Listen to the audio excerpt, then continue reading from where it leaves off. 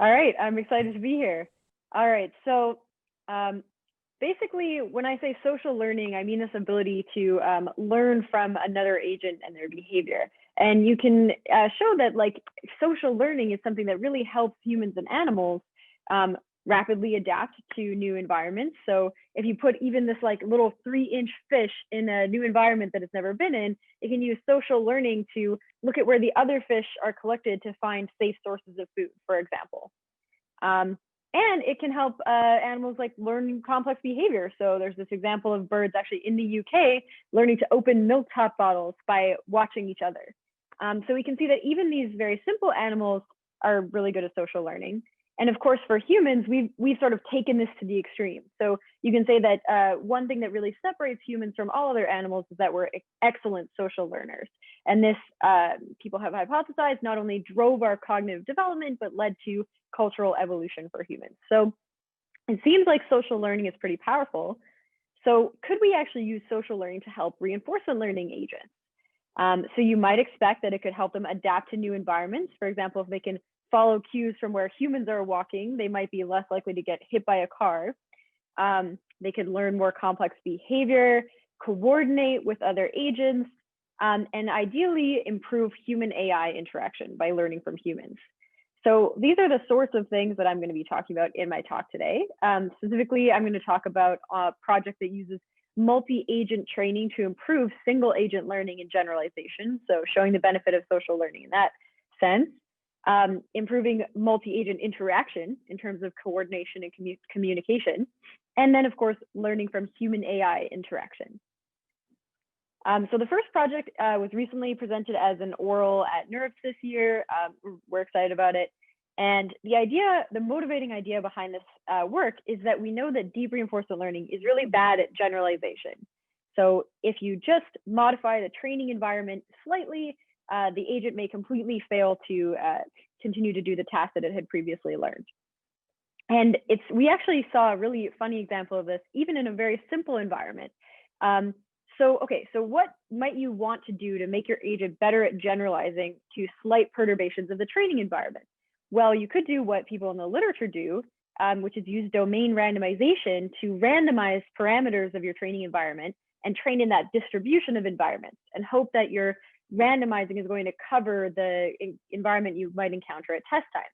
But what we've seen is even in this simple grid world where we have this blue agent trying to navigate to a green goal, if we use domain randomization to randomize the locations of all the obstacles, and then we try to transfer it to this, again, very simple classic 4 rooms environment with walls, we see that the agent isn't actually very good at doing this transfer task, which is weird because these walls should be within the distribution of things we're randomly sampling. There's the same number of obstacles, but it's just that this specific structured configuration is very unlikely to be sampled. And so the agent actually hasn't learned to navigate around walls, which is pretty funny. So if domain randomization is breaking down in this simple grid world example, what hope do we actually have of using it to get transfer in the real world? So when we think about doing something like sim to real transfer, and maybe you believe, like you saw the hand, you're like all in on domain randomization, you think it can work.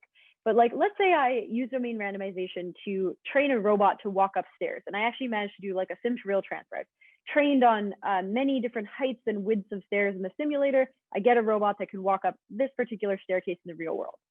Well, when we think about the rest of the real world, there are a lot of different types of staircases that we might encounter with very unique configurations. And just randomizing is unlikely to get an agent that can handle all these different types of structures.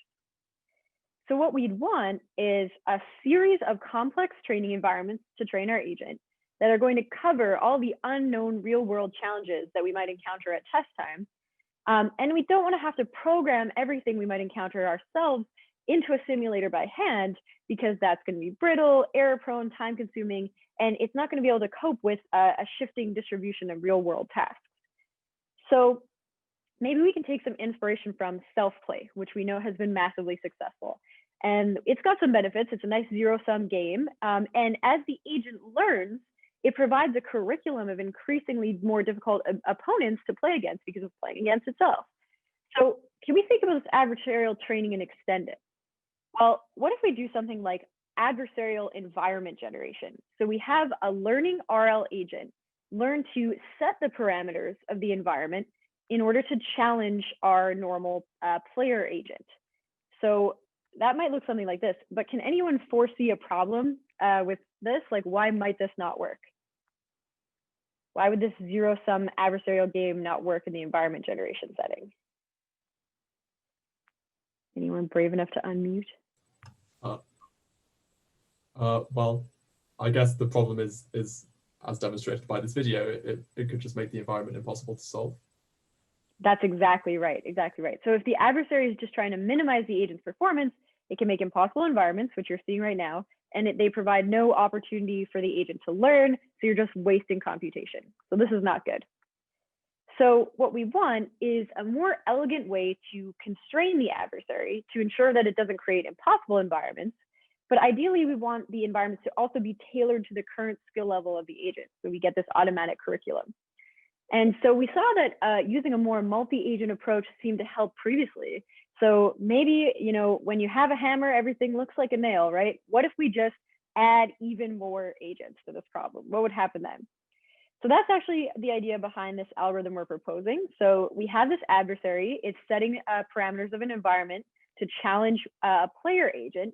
We're now going to rename this, or we're basically going to constrain our adversary using the performance of a second agent in the same environment.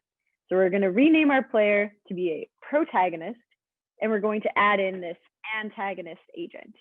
And what the adversary is going to do is maximize the regret between these agents. And so what it does is it tries to make environments that are possible and in fact can be completed well by the antagonist, and so that it gets high reward, but are challenging and exploit the weaknesses of the protagonist to make it more robust. And so we call this approach protagonist, antagonist, induced regret environment design, which is a bit of a mouthful, but basically it's paired because we're maximizing the regret between this pair of agents. So what's cool about this is we can show that all of the techniques we've just discussed actually relate back to decision theory, in particular, the decision-making under uncertainty or under ignorance literature. So domain randomization is equivalent to the principle of insufficient reason. Having a minimax adversary is the maxi-min principle, and paired is minimax regret. And so how can we show that paired is minimax regret? We actually introduced this new formalism. We're calling it unsupervised environment design. And basically what you can do is you can take a normal POM-DP and you can add an extra parameter. And now we're calling it an underspecified POM-DP. And so what a UPOM-DP is some set of possible environments. You could think of it in the grid worlds as all possible grid worlds. And then this theta parameter is the specification that converts your UPOM-DP into a POM-DP. So for example, in the grid world, it's the positions of where the block should go. And using this formalism, we can define a policy that is a distribution over how to set those environment parameters. And depending on how you do that, you can recover all of these techniques we previously talked about, like domain randomization, and of course, paired is the minimax regret. And so why might you want to do this? Well, first, let me show you that actually paired does recover the minimax regret solution. So if you assume that the adversary and the antagonist can coordinate with each other, then you basically can show that it's now a two-player, effectively, because there's a team, zero-sum game. And if that game reaches the Nash equilibrium, then we can show that the protagonist is playing the minimax regret policy. If they can't coordinate, or if that assumption is violated, then we can at least say the protagonist is as good as the antagonist in every possible parameterization of the environment. And why should we care that this is the minimax regret policy? Like, what's interesting about that? Well, firstly, and this actually relates back to generating a curriculum. So there's two things. The algorithm will generate a curriculum in some sense because we know that the adversary is always constrained by the current level of the antagonist. So as the antagonist is learning, it's limiting how difficult the environments the adversary can pose. But actually, there's something cooler than this. Regret as an objective really lends itself well to curriculum generation. So why is that? Let's assume that the protagonist is completely failing, like the level that's being proposed by the adversary is too hard and the protagonist can't do it. So the protagonist reward is 0. then we can show that the regret is always going to be higher for an easy environment that the protagonist can't solve than a hard environment, assuming there's something in the reward where there's a higher reward for completing the environment quickly or more efficiently or in fewer time steps, which is very common in most RL environments, including this one. So then, because the antagonist can do the easier level more quickly, it will get a higher reward, and the regret for the easier level will be higher than the regret for the harder level. So this means that optimizing for regret makes the adversary create the easiest possible environment that the protagonist can't yet solve. So it's basically always trying to propose environments that are within the protagonist's zone of proximal development, if you will. So just the right challenge. All right, so how does this actually work in practice? What we do is we randomly initialize all the agents, and then until convergence, we have an adversary generated environment, so using these parameters theta. Then the protagonist actually collects several trajectories in that environment, and so does the antagonist. And this allows us to make a little bit more stable estimate of the reward by taking the max over the antagonist trajectory and the mean of the protagonist trajectories to compute the regret. So this tends to stabilize it so that the regret remains positive and is a clear signal for the adversary. And then the adversary maximizes the regret, and the protagonist and antagonist can just maximize their own reward in the environment. We also experimented with having the protagonist minimize regret and the antagonist maximize it. That works too, but the simplest thing is just to have them play the game as usual. So how does this actually work? Well, let's look at some environments that these techniques. As I mentioned, domain randomization can't generate structure or a curriculum that's tuned to the agent unless you do something special with it. A Minimax adversary can create impossible environments very easily, but paired is sort of this Goldilocks method. It creates structured environments that are challenging, but still possible. So you can see the environment is partially observed. There's lots of walls blocking off the site of the goal, but it is possible to find the goal in this environment. So I'll play some cute videos of the paired adversary generating environments, but I'll also pause to take questions. And then, does anyone have a question at this point? Yeah, I guess you're basing this on this kind of mini grid gym environment, right? And there's lots of other environment features in there as well, like lava, keys, and doors and boxes. You played with this as well, or is it mostly, I guess, around generating mazes at this point? We haven't. Sergey was very interested in us doing that, but we actually moved on to like continuous control environments, and I'll show later in the presentation like a more complicated web navigation task. But I think that would be a fun extension, like setting doors and keys and stuff. That'd be quite cool. All right, I'm gonna keep going if there's no more questions, but I'll pause again in a second if you guys have some. Okay, so in terms of the learning curves, I think these are interesting. So on the left, you see statistics about what environments are actually being generated by the different adversaries. And on the right, you see how well the agent is learning to solve them. And so what you see on the left is that the metric C is probably the most interesting. It's basically you take the shortest path length using a shortest path algorithm from the generated maze, from the agent start state to the goal. And then you set it to 0 if there is no path, right? So this Minimax population-based training approach, which we think of as most closely analogous to POET, if you've seen that work, is actually driving this metric to 0. So it's proposing more and more impossible mazes. And in contrast, paired is continuing to increase this metric. So we can see that the tasks being proposed for the agent are actually more complex. And then on the right, you see that the agents do manage to solve that. So this is the shortest path length of a maze the agent solves, where it's 0 if they don't solve it. And what we see here is like none of these methods were actually trained to solve longer mazes. They were just trained on the task reward. But this measure of their behavior is emerging, like they're learning a more complex behavior through this training procedure. And the cool part about this is like, why should we care that the behavior just got more complex? Well, there's actually a real utility to that, which is that when we take those agents pre-trained with these different techniques and transfer them 0 shot to a bunch of tasks like these ones, we can see that as the complexity of the transfer task increases, paired is the only method that provides a chance of making any progress on these problems at all. The other methods just break down. And so, yeah, we think this is pretty promising. Obviously, the performance is still not perfect on super complex tasks, but we find these results encouraging. And I'll play some fun videos of agents solving a maze and take another question if you guys want. Any questions about the transfer? Oh, I had a question. So it's learning this emergent curriculum over different generated environments. And so it seems like it definitely improves how quickly the agent will learn, because the environment adversary is sort of targeting the design of these environments for what is most challenging but solvable. But do you think, just like as a thought experiment, do you think that if you gave, say, domain randomization, like a domain randomization adversary, I guess no longer adversary, but domain randomization, UPalmDP, like an infinite number of time steps, do you think eventually the generalization performance would match what a curriculum learned agent would have, or do you think that it wouldn't? I'm curious to hear your thoughts on that. So we actually think it would not, and I'll show you why. I skipped this slide, but it's a great question. Can you guys, oh, I guess you can't present a hidden slide, sorry. Okay, can you see this now? There's like a table. Yeah, we can see it. Okay, cool. So here's, in this example grid in the middle, you're seeing the payoff that the policy can get in each of these different parameterizations theta.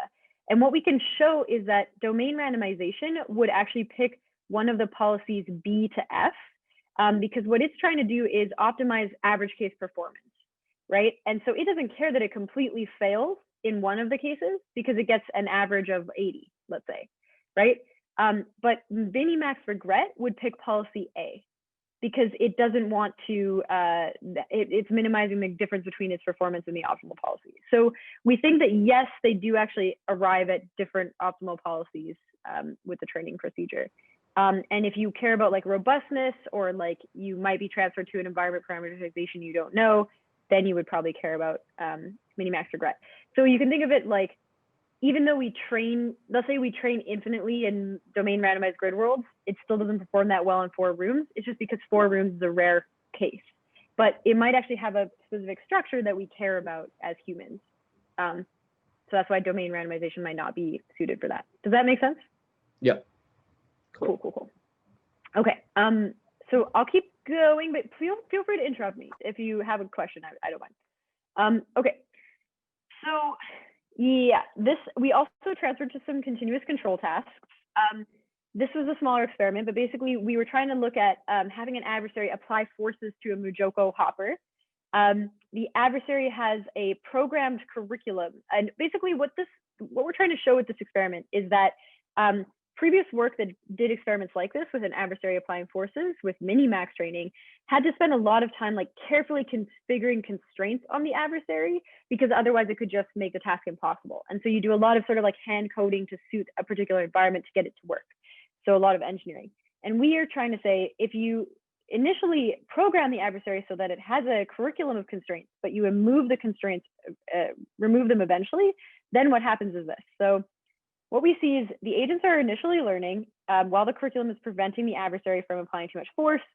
But when you remove the constraints, a Minimax adversary just drives the agent's performance to 0 as expected, because that's its objective, right? So if you're not carefully hand tuning the constraints, this fails. In contrast, the paired adversary makes the agent's life more difficult, but it's still learning. So then when you transfer these agents to a set of new mass and friction coefficients, Minimax fails utterly because the training objective was wrong, and paired succeeds to some degree. But we didn't spend a lot of time fine-tuning this. And that's sort of the point. So this is a project I'm actually really excited about. This is the extension I mentioned to this web navigation task. So I'm pretty happy because when I joined Google, there was sort of some mention that I might have to have some product impact from my work, and I really didn't see how grid worlds were going to do that. But luckily, I got in touch with this other team. I was put in touch with this other team that was working on this web navigation problem. So what they want to do is have an agent that can navigate websites for the user. So you could say like, okay, Google, buy me a keyboard, and it would go click through whatever site, put your information in, get you the keyboard, or book me a flight to Los Angeles or something like that. But what the team was initially doing is hand programming a curriculum of easy, medium, hard, and harder websites. And you can see how this approach is going to eventually fail when you're thinking about real world web navigation, because you're not going to be able to program everything into a simulator. If Best Buy changes their website, your agent is going to break until you like reprogram your simulator and retrain. So that's not going to work. So the idea here is that paired could generate a curriculum of websites to prepare agents for some unknown test task. And we actually managed to get this to work, thanks largely to Izzet, who's the first author. But you can see that in early training, mid-training, late training, the agent is changing the type of websites it's generating. So in early training, it's just putting a couple of components. So it's very easy for the agent to figure out what to do. In late training, it's the whole task is on one page, more difficult. And then we tested on the standardized like G-mini-wob benchmark, and we actually ended up getting what we think is state-of-the-art performance on this task.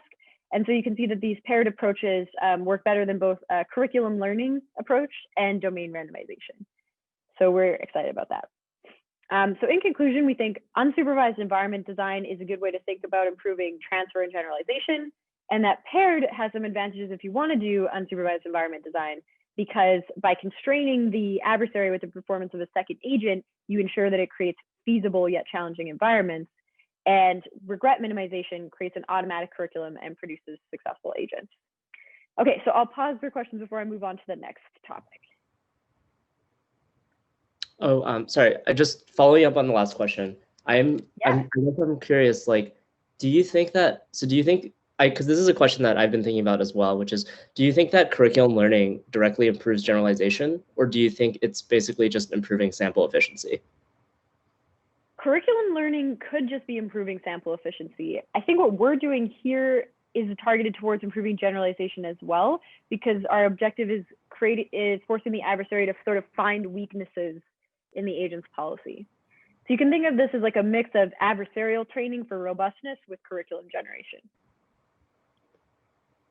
I see. Because just in the domain randomization setting, like theoretically, you could generate the whole set of environments that you would see under paired, but just like less efficiently. So maybe like in infinite time, you would see just the same number of instances of each environment. Yeah, exactly. Like you can think of like how much of the distribution is a particular type of environment. Like there are very few 4 rooms environments or whatever. Yeah. So what you could say is like, let's say I had a scheduled curriculum learner, I can learn more efficiently because I'm searching the space of tasks that are feasible and then eventually getting to like the full space of tasks, but it's still a slightly different objective than what this is doing. Got it. Yeah. So the bias, you would say the bias within your environment agent would be pretty important then for the generalization ultimately. I think so, yeah. Yeah. But you can think of domain randomization as an approach to get you better generalization too. Like people are using it for example, sim to real transfer, right? Like at least you're covering a wider space of environments than one training environment. Yeah. Yeah. Cool, thanks. Other questions? Okay, I'll move on. This work is on improving multi-agent coordination and communication. Please feel free to interrupt if you have some questions. Okay, so the idea behind this work is we wanted agents in a multi-agent system to learn socially from each other, but train completely independently in a decentralized way. So the idea that we came up with was to give agents an intrinsic social motivation, so a bonus to their reward, for having a causal influence on the actions of other agents. So why on earth did we do that? Well, firstly, if you're just computing this intrinsic motivation from the agent's actions, then they don't need to observe other agents' reward. And we think this is a more realistic way to think about multi-agent training for real-world problems like autonomous driving. Because if you think about it, like your Tesla car is never going to be able to observe the proprietary reward function of a Waymo car or human drivers. We don't know what their reward function is, but we can observe their actions, like whether they turn left. But why on earth will we care about causal influence? Well, as we'll show in the paper, this relates to rewarding the mutual information between agents' actions. So we had the hypothesis that this would be an inductive bias that leads to more coordinated behavior, like it eases the multi-agent exploration problem and helps them learn coordinated behavior. So how do you compute this? Well, let's say you are starting with your standard reinforcement learning agent. It's got some comms layer, it's got an LSTM, and it's outputting a policy. What you can do is you can attach a supervised model that learns to predict other agents' actions. So conditioned on your own action at time step t and the state, you try to predict what every other agent will do in the next time step. And what that allows you to do is simulate counterfactual actions. So you can basically say, you can ask yourself, what do I predict this other agent would have done if I had taken this action instead, according to my model? And what that lets you do is the following. So if you sample a bunch of counterfactual actions or every possible counterfactual action you could have taken, then you can plug them in and sum over them in terms of your prediction of what B will do. And you basically get the marginal policy of agent B, what it would do if it wasn't considering your action at all. And then the divergence between this marginal policy of agent B on the right here and the policy of agent B conditioned on your action is a measure of the causal influence of your action on agent B. And the idea here is to give this as a reward to agent A. So agent A gets a reward if it took an action that influenced what B was going to do. And if you don't believe me that it's a causal influence, we have some sweet causal diagrams in the paper. The TLDR is that you can't have a backdoor through like this unconditional on collider node. So the only causal path is this one. But yeah, it doesn't really matter. The point is to give it as a reward to agent A. And we can show that this reward actually relates to the mutual information. So here's the equation for the mutual information. It involves summing over the probability of the state and the agent's action. But of course, as you take many randomly sampled trajectories from the environment, you're implicitly taking an expectation over those probabilities.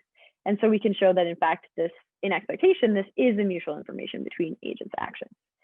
And so other intrinsic motivations you might have heard about, like you can consider empowerment is the mutual information between an agent's actions and the next state. So you could think of this as sort of a form of social empowerment, if you will. So there is a problem with this though. Can anyone see like why rewarding one agent for influencing the other agent could lead to problematic behavior? Any thoughts on that? I guess, could you get like individual agents just trying to exploit lots of other agents, but you don't really get this kind of emergent cooperative behavior that you might care about in certain environments? Yeah, exactly. So you can imagine a very simple case, which is like, let's say that I just stood in your way and you had to walk around me. Like I've causally influenced you to walk around me, but definitely not helped you, and we're not doing any interesting cooperative behavior. So this could be a problem with this reward. So we took 2 steps to correct for that in this paper. The first one is we tested this in environments where achieving cooperation is exactly the hard thing. So we're looking at these sequential social dilemmas, which are basically trying to be spatially and temporally extended versions of a social dilemma. For example, the top one is basically a tragedy of the common. So agents are trying to eat these little green apples, and if they eat them too quickly and they consume all of them, then the apples won't grow back. So even though each agent wants to gather as many apples as it can, if every agent is selfish, they'll all fail. Cleanup is similar. You have to clean this river in order for the apples to appear. But while you're cleaning the river, you can't even see the apples, and other agents can exploit you and steal the apples that you're basically farming. So if you don't believe me that it's really a hard cooperation problem, we have some nice shelling diagrams. So what these are showing is the payoff that each agent can obtain if given the number of other agents that are cooperating with it out of 4 other agents. So if every agent is cooperating, you're on the far right here. If no other agents are cooperating, you're on the far left. And you can see that if the agent itself follows a defecting policy, it can get better payoff in almost every situation. But of course, if all agents defect, then you're now on the left side of the graph and your payoff is very poor. So this is what makes it a social dilemma.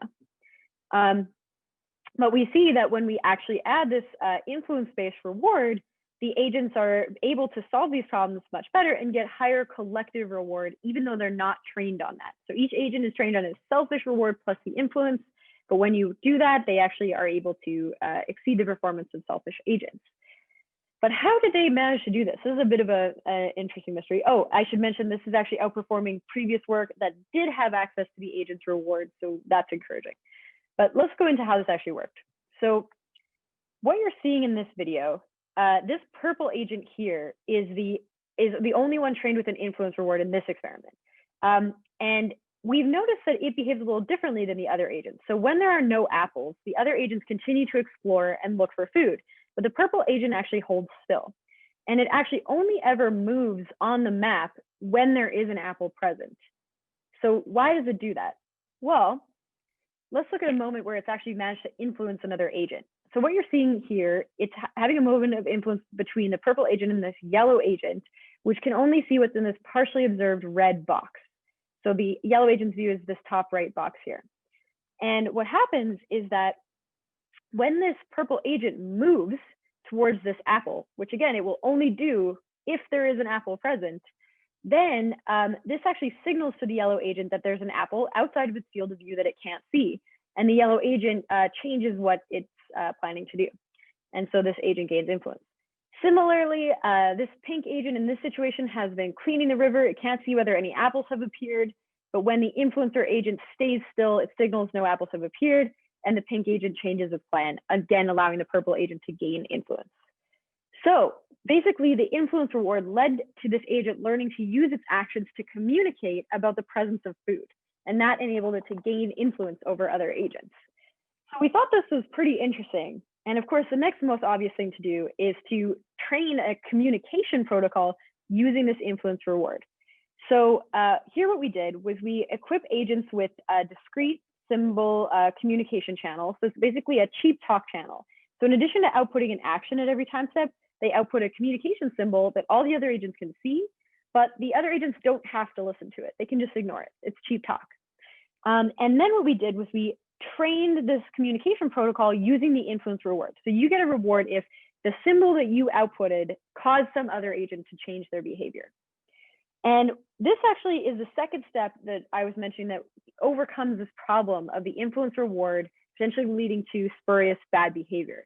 Because you don't have to listen to the symbol that the agent is outputting, there's no way it can use this to interfere with your behavior in a way that doesn't help you. You're just a selfish agent trying to optimize your own reward. The only reason you're going to change behavior based on the communication channel is if it's giving you useful information that helps you get more reward. So we were hypothesizing that this would remove this problem, and basically that influential communication has to provide information to the listener. But I will note that in previous work, this cheap talk between self-interested agents has been shown that it won't work. So theoretically, as agents' interests diverge, the amount of information put on the channel goes to zero. And empirically, many authors have shown that it doesn't work if the agents are not sharing some reward. But what we show is actually that not only when you train the agents with this influence reward and a communication channel, they achieve better cooperation. Oops, sorry. Wrecking the place. Okay, but actually the communication protocols they learn are more interesting when trained with the influence reward. And this is actually my favorite result. So what you're seeing here in these matrices is the influence of this agent in the column on the agent in the row. And what you see is that agents that tend to be more easily influenced also tend to get higher individual reward. So this is a strong correlation we saw across hundreds of different parameter settings in the different environments, very statistically significant. And so what we think is that this provides some evidence of our hypothesis that the agents that are being influenced are being passed some information they can use to optimize their own reward. And this is a slide to keep my committee member, Joelle Pinot, happy. The previous plots you've been looking at were the single best hyperparameter setting with 5 random seeds. This is the 5 best settings with 5 random seeds, showing that this effect is robust across hyperparameters. The influence helps. And yeah, so there is some caveats. So as I mentioned, whether this action-action influence is a pro-social or leads to pro-social behavior is going to depend on the environment and the incentives. In this environment, we think that communicating information about the presence of food may have been one of the cheapest ways to influence other agents while still optimizing your own reward. So the purple agent takes a hit because he only moves if there's actually food that he can see, but it allows him to gain influence.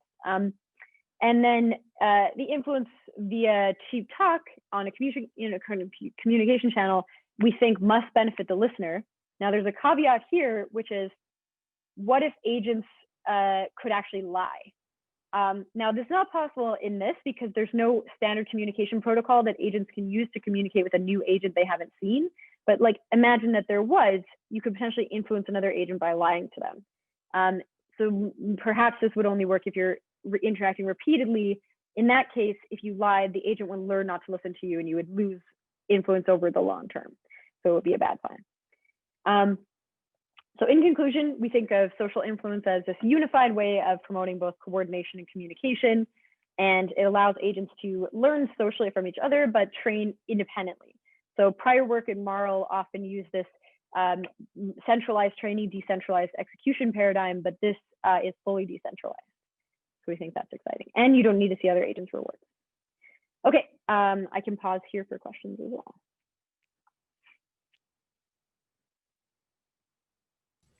Hi. Yeah, so on that last point you made about the lying and the interacting repeatedly, surely, well, not surely, in the setting you described, might the training like never reach convergence?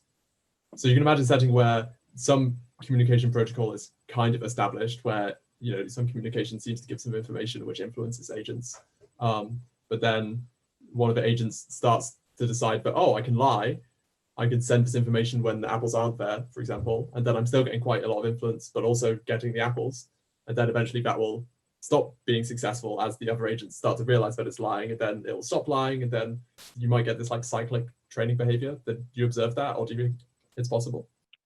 We didn't get anything cyclic. Perhaps if you had like catastrophic forgetting, then the agents could forget that they don't trust this agent and then get lied to again.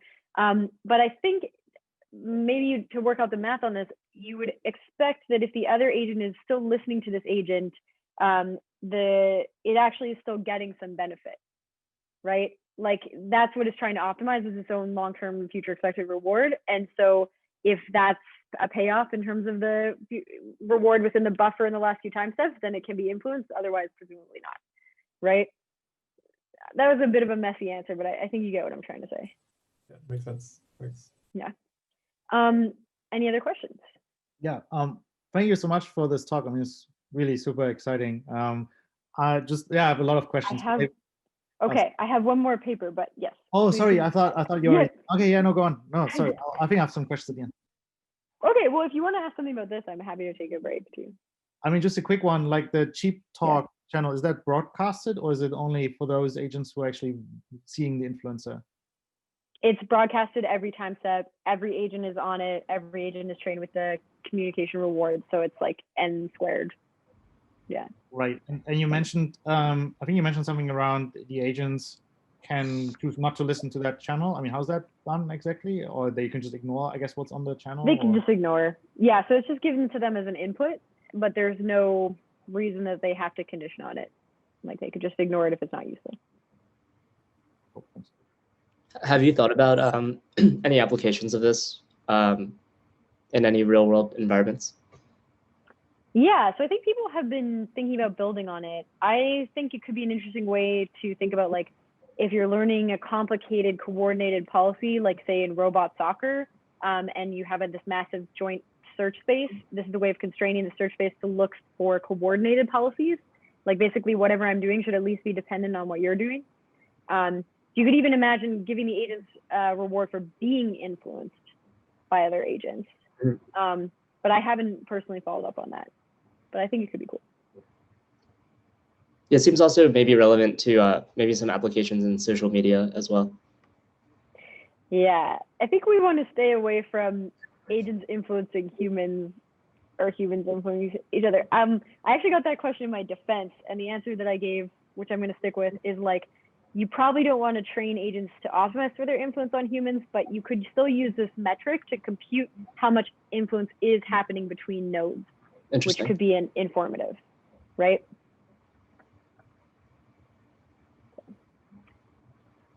Any other questions? So I hate to do too long of a talk. I think this work might be interesting though for you, this group, because it is about reinforcement learning in natural language, but I can kind of breeze through it if you're still keen.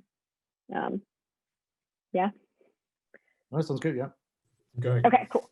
All right. So this was about trying to train a dialogue model with offline reinforcement learning. So you might think that humans are an agent that's in our multi-agent system in the world with like a lot of valuable information about how to do tasks. And especially when you're interacting with humans, the human is really the ultimate authority on how to do the task correctly. So here's an example of what I mean. This is an example conversation between a user and her Alexa. She says, Alexa, what's the right way to Walmart? And Alexa says, the right way to spell Walmart is W-A-L, blah, blah, blah. So this is clearly not what the user wanted. And I'm going to bet you that the next thing that she says is has some hint of frustration, whether in the tone of voice or the words chosen. There's a signal there that Alexa could use to not do that again. This is the wrong thing. So how could you actually learn from that? And just to sell you on this idea a little bit more, you could have the human manually provide feedback, like fill out these cards, but whether you're satisfied with Google results. But like, how many of you guys have ever actually done that? Does anyone fill out the Google cards?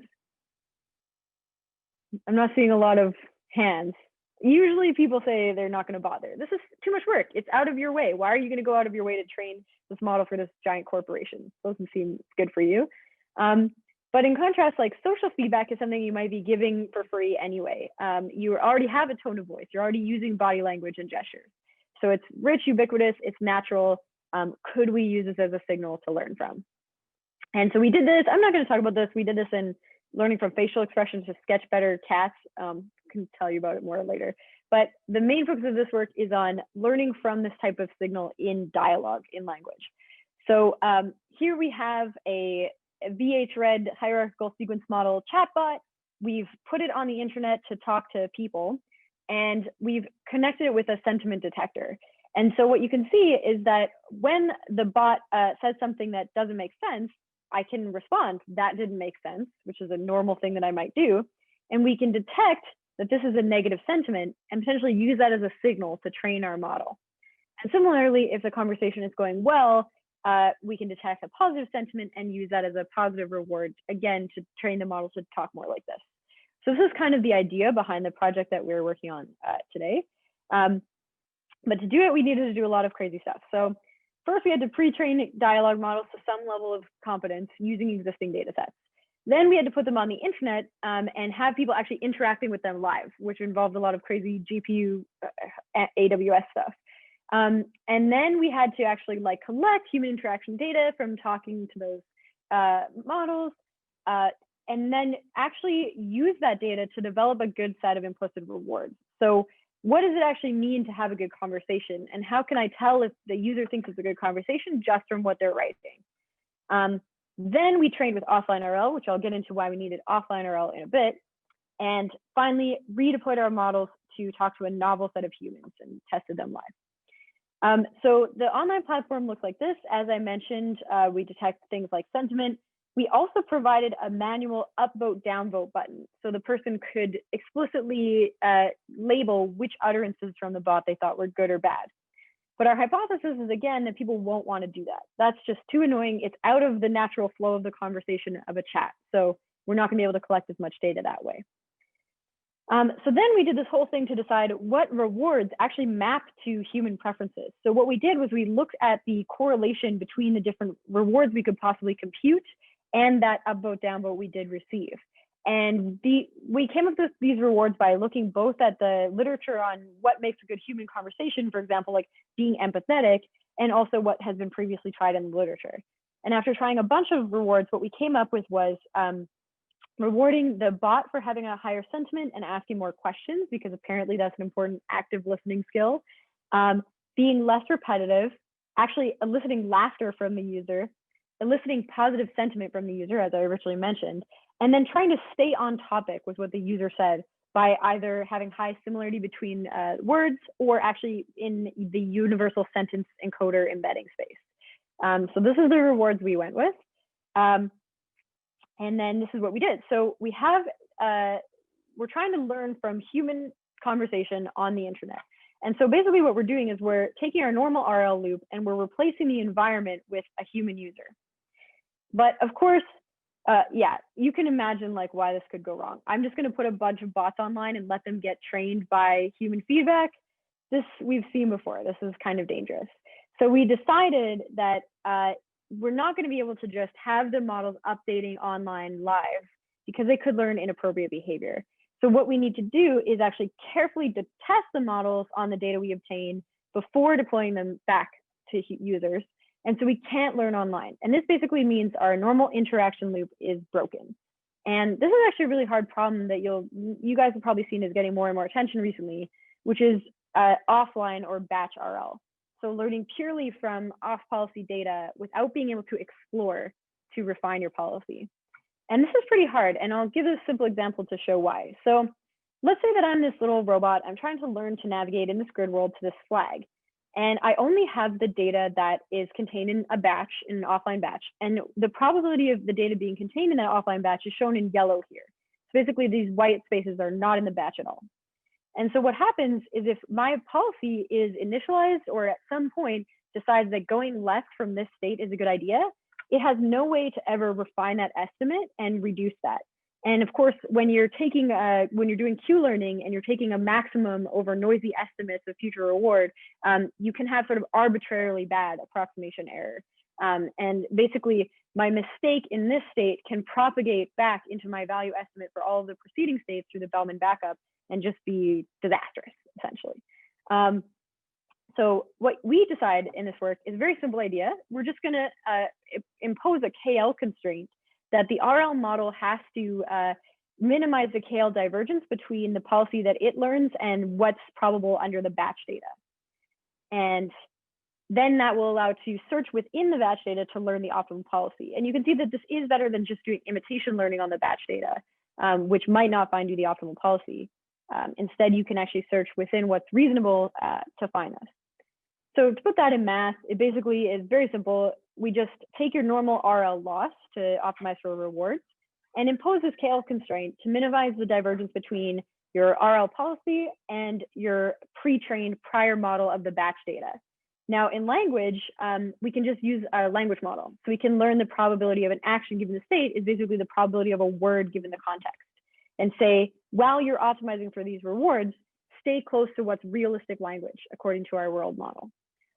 And you can see that this just amounts to taking your normal Q learning update, subtracting the probability under your RL policy and adding the probability under the prior. And this is just entropy regularized RL while adding in this prior. So very simple, it tends to work well. We do some other tricks in the paper, which you can check out if you're interested. But just to show you that this does work, we did some basic OpenAI gym, not carpool, but you'll have to check the paper, the simplest environments you can do. And we show that our way off policy algorithm in purple does exceed prior work like batch constrained Q learning. So we think this is a reasonable way to do offline RL. But then let's look at how well it works in the language case.